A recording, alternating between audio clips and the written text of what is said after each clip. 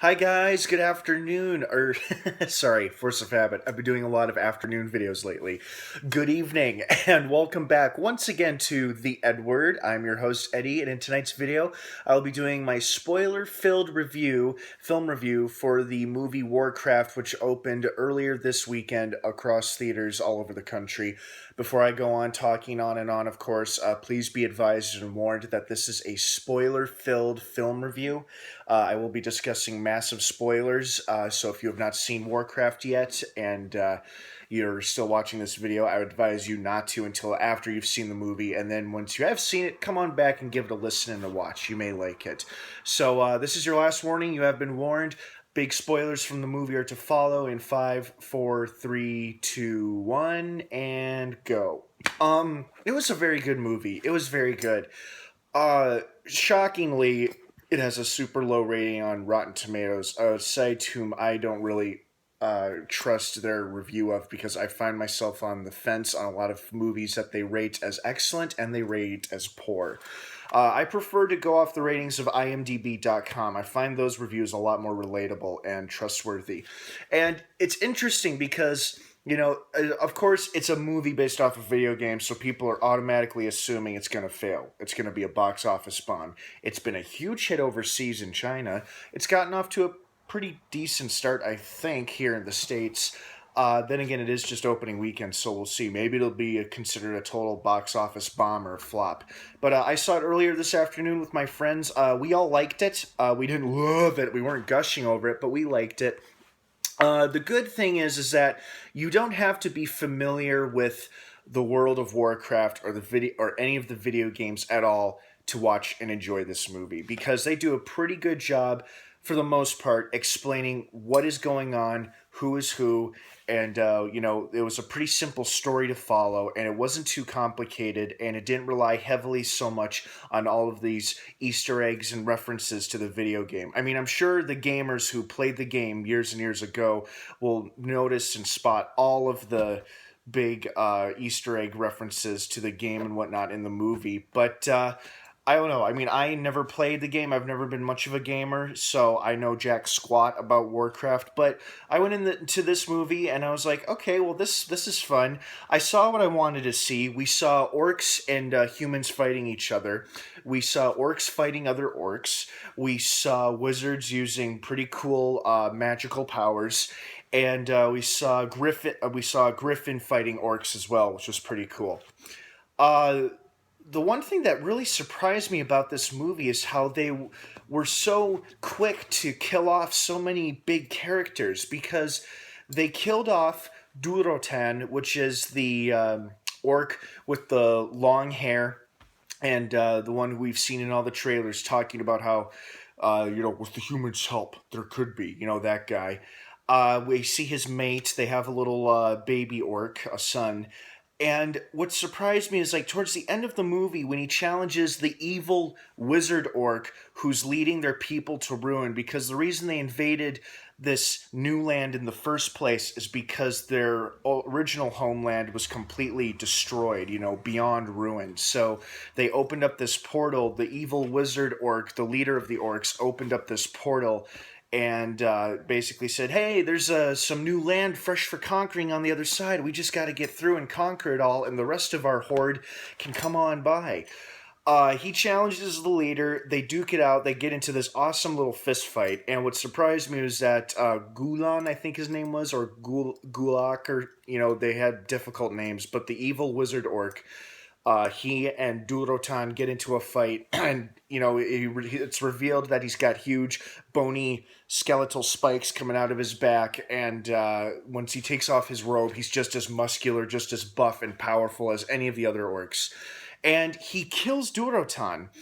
And earlier in the movie, his mate is killed when another orc kills her when she's trying to protect her son, whom she's sent downriver.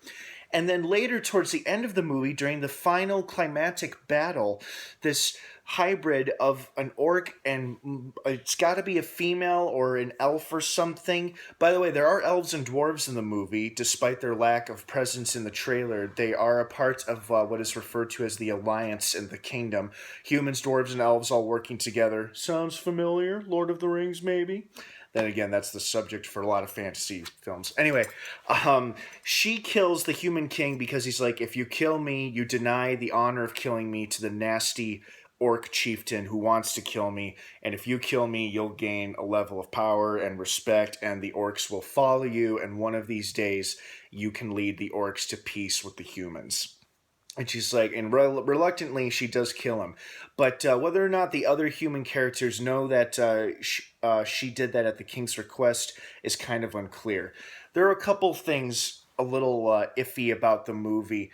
Um, some of the scenes where it featured one, two, or three characters, some of them were a bit shorter than others, where it feels like they probably should have had a little bit more exposition and, talked a little more, just talked a little more at least, because it feels like they cut really fast from scene to scene. I mean, it was easy to follow, it wasn't that complex, but I don't know, that was just the thing kind of threw me off. And the other thing that threw me off was why the Guardian, because they have this wizard who's called the Guardian. He's supposed to protect the realm, protect the humans, the elves, the dwarves, the entire kingdom. Why did he suddenly decide to turn evil? Like, why was he using this dark power called the Fel, which basically corrupts whomever uses this power, and then they distribute it amongst their people and their lands and ruining, destroying everything? Why did he suddenly turn evil? Was it an accident? Like, did he plan on this? Like, did he want to rule the kingdom with the orc army or something? They don't really make it clear as to how he got, like, infected with the Fel, if he was working with the evil orc wizard or whatever, but I don't know, it was a little unclear. And the movie went in a direction that I thought it wasn't going to go, where I thought our heroes would team up, the orcs and the humans, or some of the orcs and the humans would team up to take down the rest of the orc army, or at least the evil orc wizard. And, that's what we were led to believe in the trailer, but that simply did not happen because they killed Durotan, his mate, the human king, Lothar, our main knight, our main character. They killed his son, which did lead to a pretty cool confrontation with him and the orc that killed him, Blackhand, which was a pretty gruesome, nasty-looking orc character. That was pretty cool.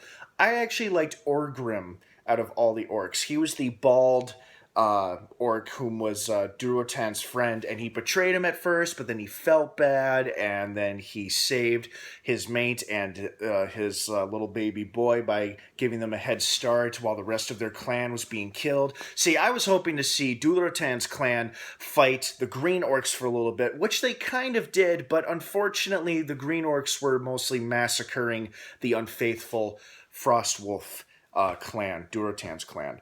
But overall, it was a pretty fun movie. I liked it. I don't know if I would see it again, although it is pretty cool to see those kind of epic fantasy battles on the big screen. So if you want my recommendation, see it. 2 thumbs up. It's pretty fun. I think you'll like it.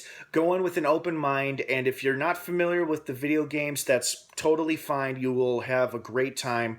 You will be able to understand what's going on and who's whom and stuff like that.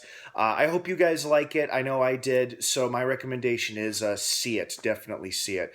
All right, you guys. Thanks again for stopping by here on the EdWord. I hope you have a wonderful rest of the weekend. Don't forget to like this video and subscribe to this channel for more film reviews like this one. Also, don't forget to check out my Facebook page in the link down below. I think you'll like what you see. Thanks again for stopping by. Don't forget to check out Warcraft in theaters now.